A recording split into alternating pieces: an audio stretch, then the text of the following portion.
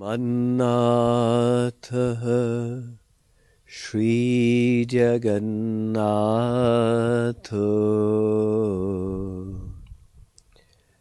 मद्गुरुः श्रीजगद्गुरुः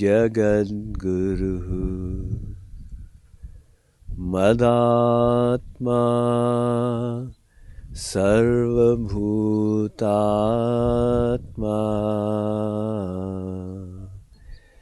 तस्मै श्री गुरवे नमः. The spiritual quest is one of the most fulfilling quests in life. It enables us to seek, to reach, and to reap the treasure within us. God has placed many treasures within us, and it is through spirituality that we access them. How do we move ahead on the spiritual path? The first step involved is to acquire spiritual knowledge, divine knowledge. In the Bhagavad Gita, Sri Krishna tells Arjuna, Nahi jnanena sadrisham pavitram-iha vidyate. Arjuna, there is nothing as pure in this world as divine knowledge. So we must hear divine knowledge. Then we should contemplate upon what we have heard. And finally, we should implement that knowledge in our lives. The first bit of knowledge that we need to acquire on the spiritual path is knowledge of the self. Who am I? Psychologists, personality coaches, they tell us to center our personality. They tell us to ground ourselves. So how do we center our personality? By understanding what is the nature of the self. Sri Krishna says in the Bhagavad Gita, Kshetra kshetragyayor jnanam. He says, Arjuna, to understand the difference between the field of activities and the knower of the field. This is real knowledge. What does that mean? There are two things. One is I and the other is mine. Whatever is mine is not I. It belongs to I. For example, if somebody says, this is my house, that means he is not the house. The house belongs to him. Very simple. My father, so I am not the father.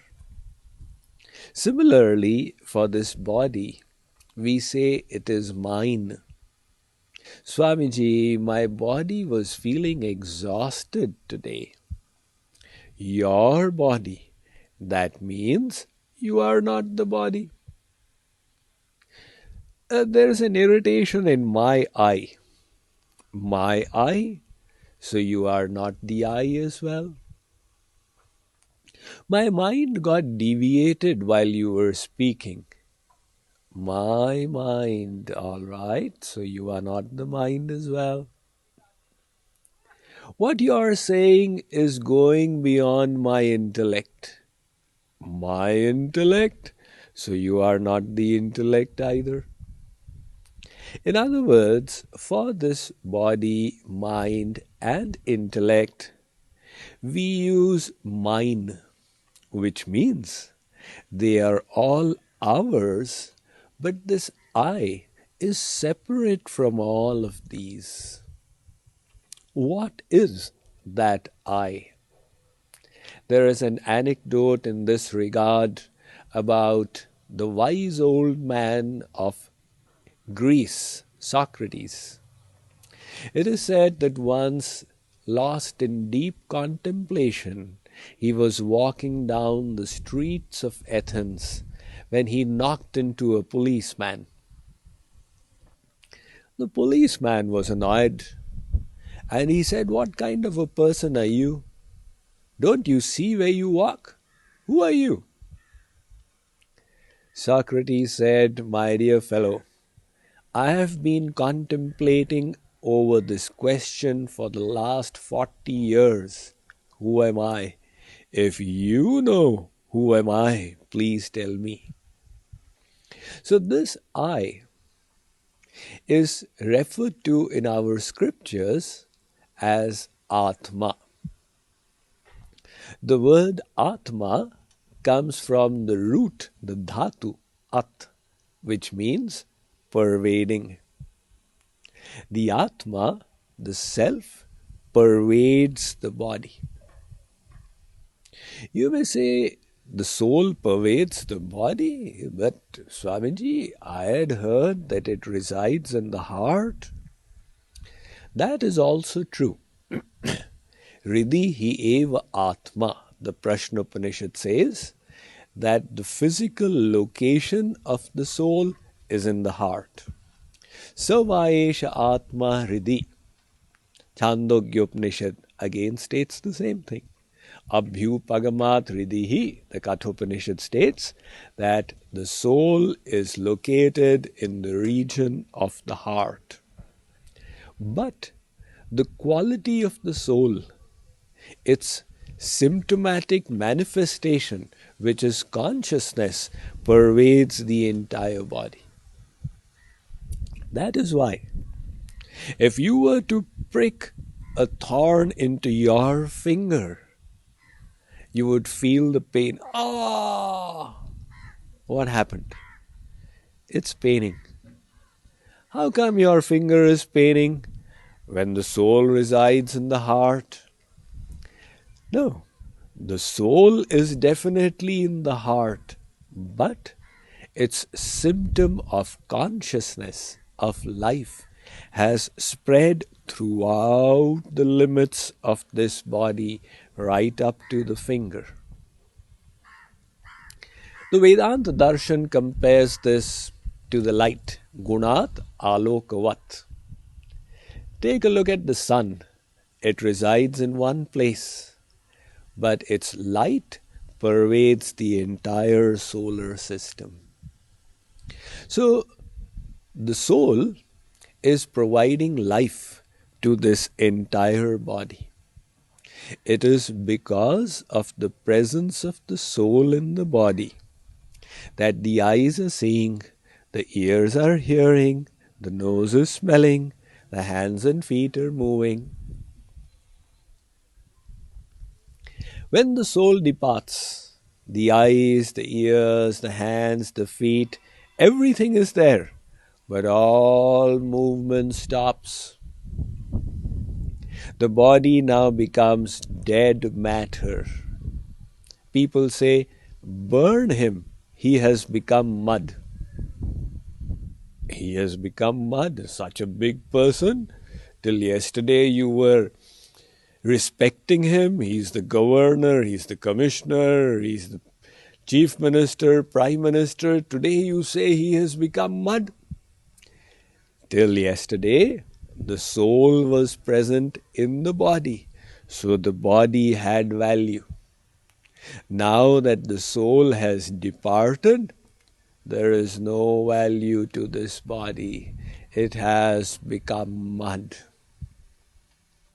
So, the body is made from matter.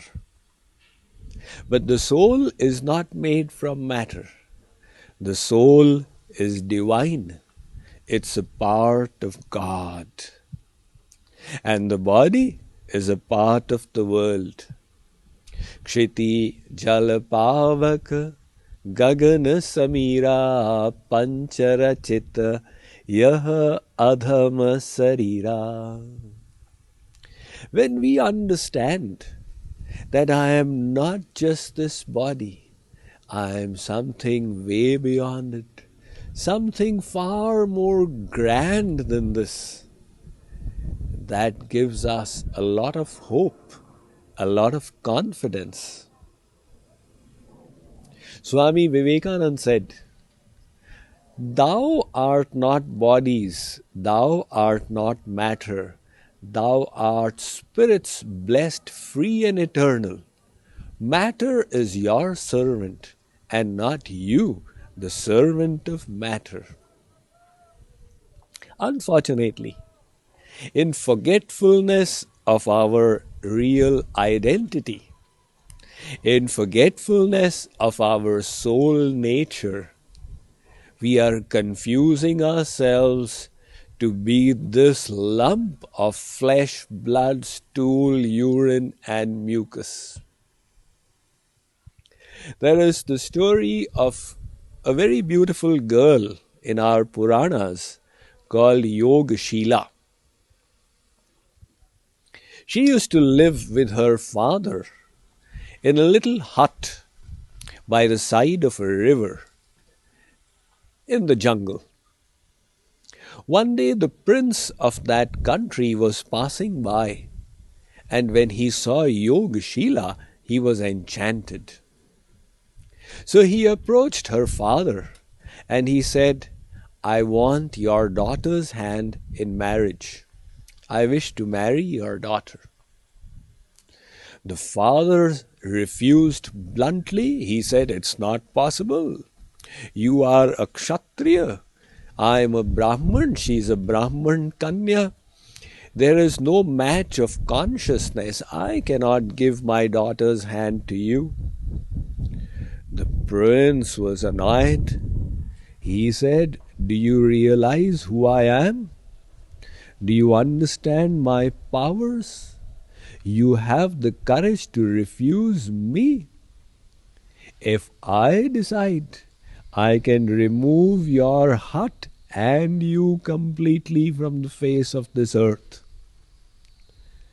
Now the father was terrified and did not know how to handle the situation. Yogashila was seeing what is going on, and she called her father. She said, "Father, please leave this to me. I shall take care of him." So she told the prince that I am willing to marry you. Give me 2 weeks of time. The prince said, "Fair enough." He returned, and for 2 weeks he was dreaming of the happiness he would get when he would marry Yogashila. Now, during these 2 weeks, what Yogashila did was, by virtue of her knowledge of the Shat Kriyas, of the yogic system, she would eat and then she would vomit it out. She would collect the vomit in a pot. She would collect her urine in another pot, and she would collect stool in a third pot. Now, by the time 15 days got over, she was looking like a skeletal witch. Her eyes had sunk in, her bones were visible, there was none of that previous beauty. So when the prince came, he knocked on the door. Yogashila went to open the door. The prince looked at her and said, "Where is that girl whom I am supposed to marry?" Yogashila said, "I am the one." The prince said, "You? But you are looking terrible. That girl was so beautiful."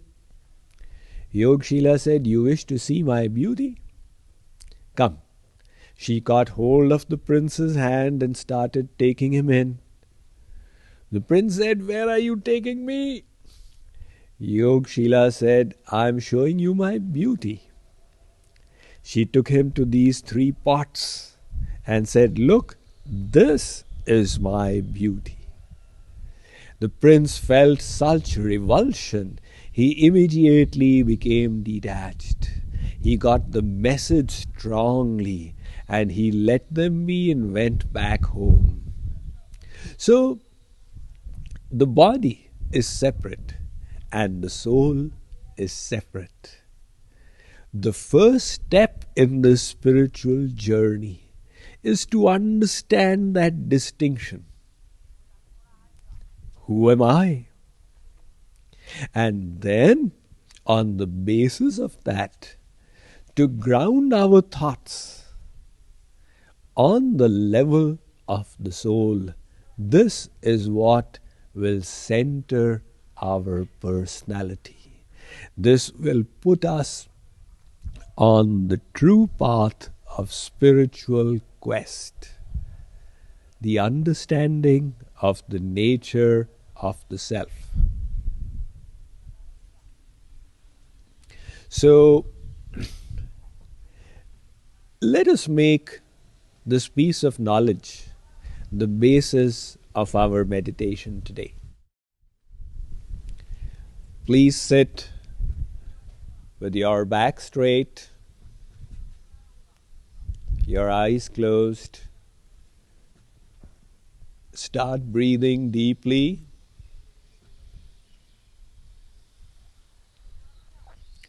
Relax your body. Relax your mind. Empty the mind of all thoughts for a moment. Become aware of your stomach and chest expanding and the breath flowing in, and the stomach and chest contracting and the breath flowing out.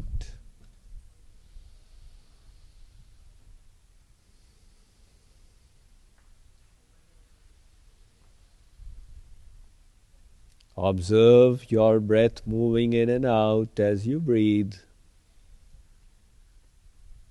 with the mind's eye. Observe your body with the mind's eye.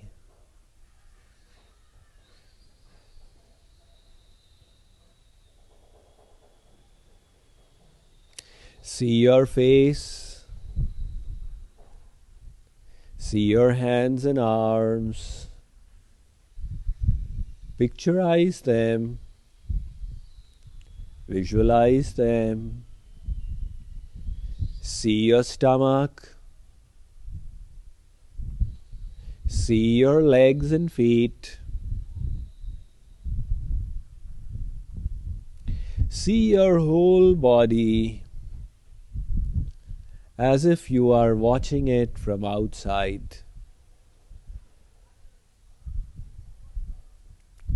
Now think, I am not this body. Bring spiritual knowledge to yourself. I am the eternal soul seated within.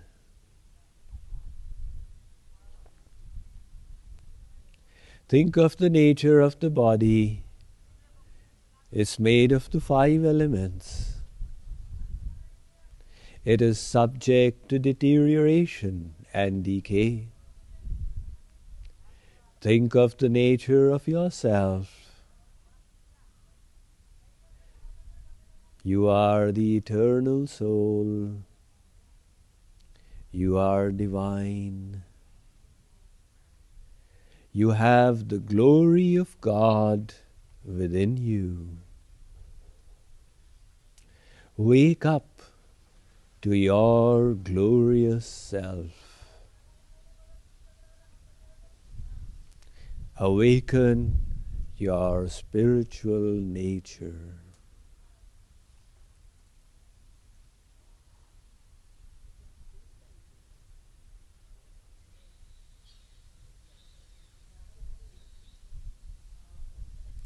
Vrindavan Bihari Lal Ki